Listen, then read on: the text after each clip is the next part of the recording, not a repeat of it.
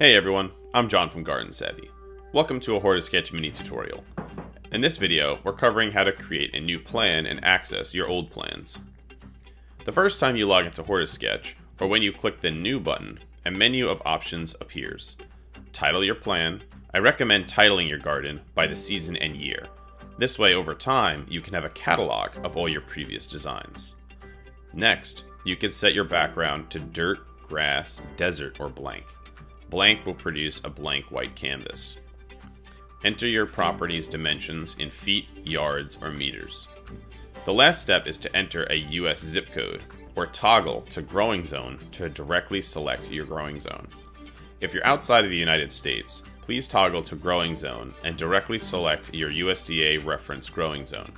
Your growing zone or zip code will determine planting date recommendations in the growing calendar.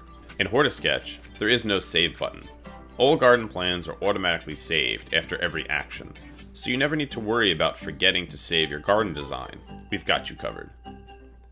Next, we're going to take a look at the My Plans folder. And My Plans is where you access all your garden plans. All your plans are sorted by the creation date. You can create and save up to 1,000 garden plans.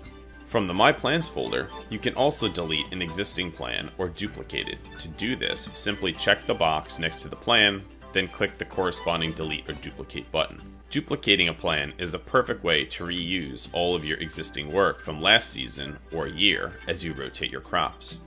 This way you don't need to redo all your raised beds, fencing, or property as a whole. While deleting a plan, you cannot have the plan open.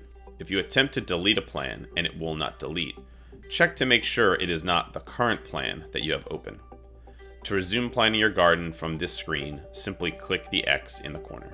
That's it for this video.